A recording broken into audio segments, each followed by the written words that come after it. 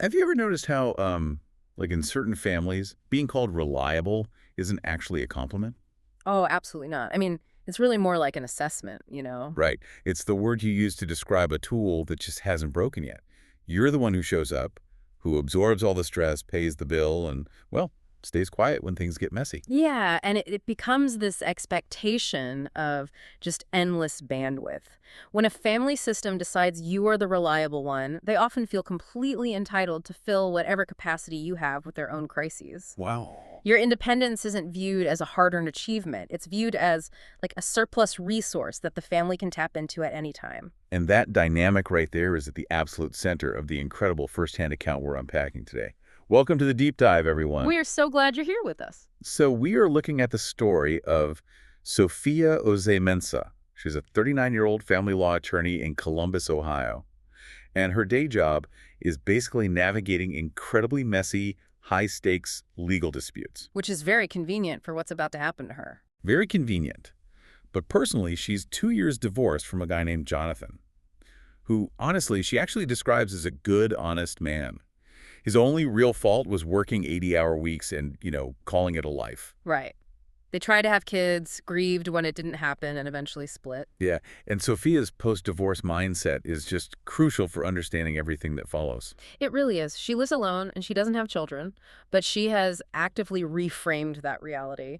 She looks at her quiet apartment and calls it spaciousness instead of absence. I love that phrasing, spaciousness instead of absence. It's beautiful, but it requires a very specific type of resilience, like the kind you build when you spend your days fighting in a courtroom and your evenings in totally alone.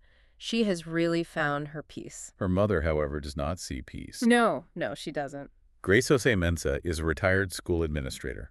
Sophia actually describes her as a woman who irons her tablecloths and her opinions with equal thoroughness. That paints quite the picture. It really does. Grace looks at Sophia's life and constantly refers to it as a season of opportunity. Which is just a terrifyingly loaded phrase in this context. Right. It reminds me of, like a landlord viewing an empty apartment. Grace doesn't see her daughter's independence as freedom. She sees it as unused real estate. Exactly. Sophia's life has a vacancy, and the family has distinct plans for how to develop that space. So to understand those plans, we have to look at Sophia's sister, Diane. She's 42, a second-grade teacher, married to a man named Robert. And for 6 years, they have been trapped in this devastating cycle of infertility. Just brutal. We're talking 3 grueling rounds of IVF, Yeah. 2 chemical pregnancies, and 1 full miscarriage at 11 weeks. And Sophia was actually the one who drove Diane to and from the hospital for that miscarriage, right? Yeah, she was, and she never brought it up again because Diane asked her not to. So by all metrics, Sophia has been a genuinely good sister. Oh, absolutely, she's shown up. But there's this really chilling detail in the source material. Sophia notes that her sister's pride in her was practically non-existent. She says Diane treated pride like a resource to be allocated carefully, rationing it like the last of the good olive oil. Whoa. Then, out of nowhere, on a random Tuesday in November, Diane calls Sophia just to say she is proud of her and that the family loves her. And that right there is the moment the trap is set. Do you think so? Oh, 100%. In a family where affection is rationed like that, a sudden, unprompted declaration of love is basically a warning siren. It signals that a massive withdrawal is about to be made from the emotional bank account. That makes so much sense, because Sophia instantly knows something is wrong. By December, she gets summoned to Christmas dinner at her parents' house in Worthington. And she specifically points out that she isn't usually invited to Christmas. She is expected, like the way you expect the radiator to knock in January. Yeah, you don't invite the radiator. But this year feels different. She pulls into the driveway and immediately starts analyzing the cars. Always the lawyer. Right, so she sees her parents' Camry, Diane and Robert's SUV, and then a rental car. Which is wild because a rental car belongs to her uncle Kwame. And who is Kwame? He is a retired family court judge who lives in Atlanta. He hasn't attended a family Christmas in 4 years because of this bitter dispute over their grandmother's property. Okay, let me just play devil's advocate for a second here. Okay, go for it. We know Diane has been through 6 years of traumatic infertility. The family is grieving with her. Is it possible Kwame just came back to support his niece? I mean, are we sure this family is staging a malicious ambush? Or could this just be blinding, desperate grief bringing everyone together? Well, grief certainly provides the motive. Diane is undoubtedly in profound pain, and the family wants to fix it. But the method they choose, it really crosses the line from desperate support into calculated coercion. How so? You have to look at the psychological setup of the dining room. Kwame's presence isn't about familial warmth. I mean, he spent 30 years in family court. Oh, right. His presence is a deliberate anchor of legal authority.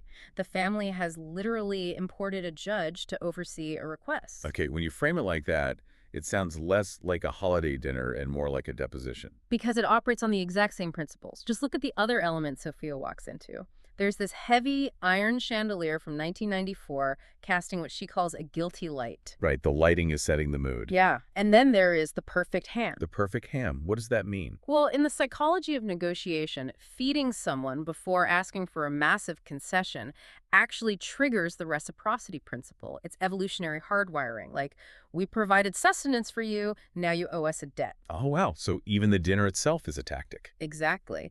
And Diane is wearing the specific cream-colored top that Sofia privately recognizes as her asking blouse. Oh my gosh, the asking blouse. Right. And Robert, Diane's husband, is just standing silently by the window, completely removing himself from the dynamic. He is just rehearsing his irrelevance, while the women in the family do the heavy lifting. The orchestration here is just wild. It really is. And the centerpiece of this entire setup is sitting right on the sideboard, next to the bread basket. It's a thick navy blue folder. Yes. And it has a little yellow adhesive flag poking out of the pages, pre-marking a signature line. So they sit down, they eat the ham, and about 40 minutes in, the mother clears her throat. Here it comes. She announces that the family has been, quote, praying over a path forward. She looks at Sofia and asks her to be a gestational surrogate for Diane. Wow. And she packages the request entirely in the language of devotion, calling it a gift of love. See, this is where the family makes a catastrophic miscalculation. Oh, totally. They spent all this time building an emotional pressure cooker, completely forgetting that the person sitting across from them reads binding legal documents for a living. Yeah, they forgot who they were dealing with. Right. Sophie doesn't burst into tears. She doesn't scream. She just asks to read the folder. And the folder reveals the true nature of the ambush, because this isn't like a brochure about surrogacy. It is a 14-page altruistic gestational surrogacy agreement. 14 pages. 14 pages, printed on heavy cream stock. And, crucially, it bears the letterhead of an outside law firm that Sofia, who is a local family attorney, does not recognize. Okay, I want to dig into that specific detail. Why go to an outside firm? Like, if you live in Columbus and need family law paperwork, wouldn't you just use someone in town? Well, using an out-of-town firm is a classic stealth tactic. Really? Yeah. In the legal community, especially within a specific specialty like family law in a single city, people talk. Ah, I see. If Diane or Grace had hired a local attorney, there was a really high probability that the attorney might know Sofia professionally or know someone who knows her. So they might have tipped her off. Exactly. A local lawyer might have casually mentioned it to her or warned her.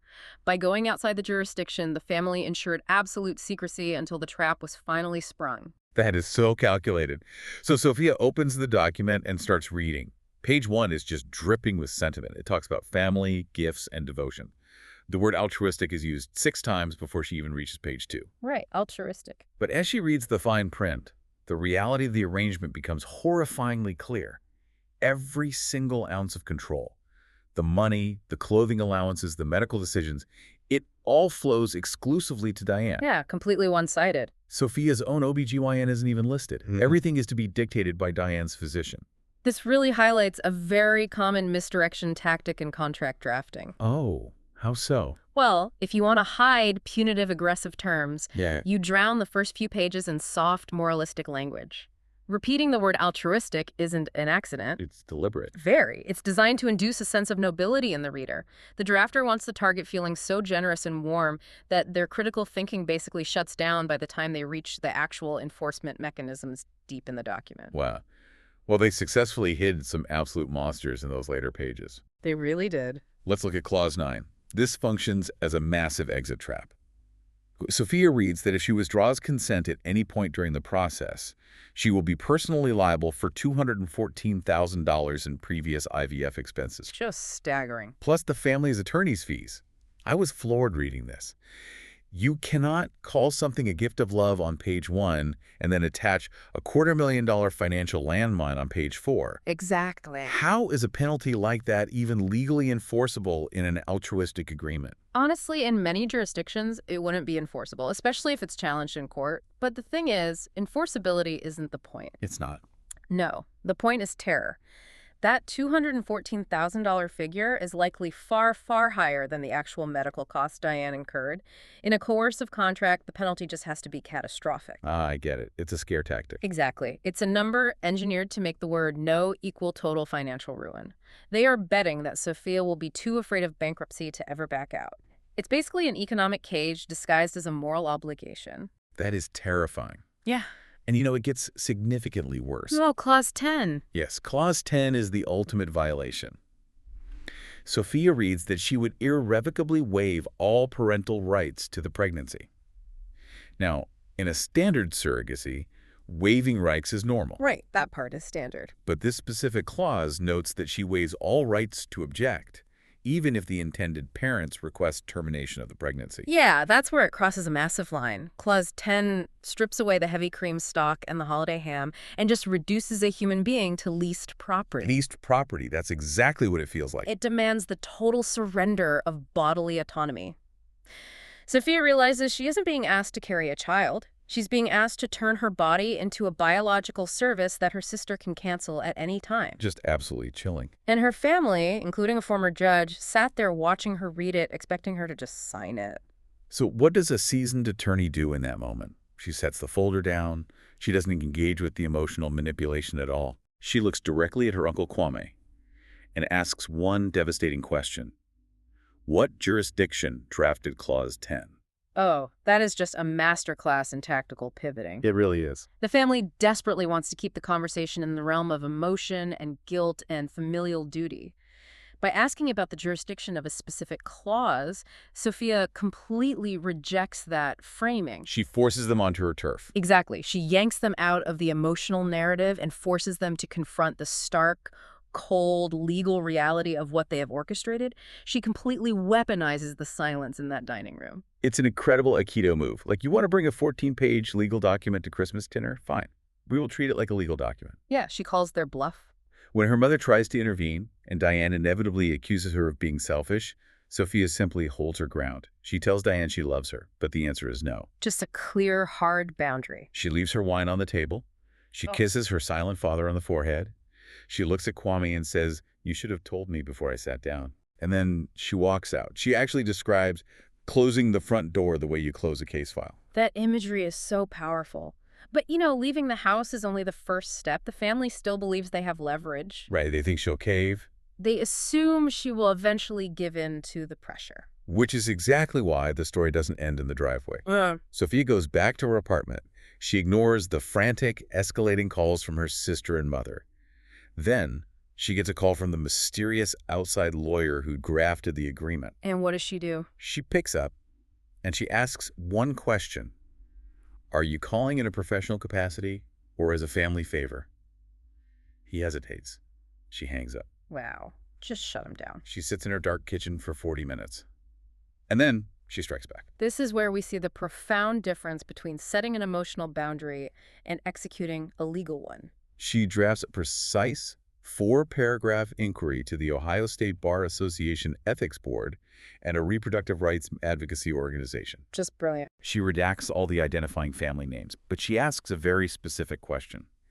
Is it ethical for an attorney to draft Clause 10 for an unrepresented party in an intra-family surrogacy? To understand why this is such a lethal counterstrike, you really have to understand how the state bar operates. Tell us. The Bar Association does not care about family drama or infertility, grief, or holiday arguments. They care about liability and ethics. Right. It's strictly business. When an attorney drafts a highly complex, punitive contract for a transaction involving family members, and one of those members is unrepresented, it is a massive red flag for a conflict of interest and predatory practice. Wow, so he was in real trouble. Huge trouble. Sofia didn't try to change her mother's mind. She didn't try to heal her sister's trauma. She went straight for the license of the architect who built the trap. It is breathtakingly effective. Within days, that law firm is under investigation. The lawyer calls her back, sounding completely different. The confidence is just gone. He tells her the family wishes to resolve things amicably. And Sofia replies, "I'm sure they do, but I resolve things legally." It's a stunning reclamation of power. And months later, Diane actually calls her, furious that Sofia made the situation official by involving the ethics board. Oh, the irony. Right. Sofia points out the hard, undeniable truth. The family made it official first. They printed the contract, they flagged the signature line, they flew in the judge, they created a legal weapon. Sofia simply disarmed it. Sofia essentially closed the door on a forced contractual version of family. But that act of closing the door actually created the space for her to build a genuine one. Yeah, a really beautiful one. Diane and Robert finally start couples counseling, confronting the reality of their grief instead of trying to extract a solution from Sofia.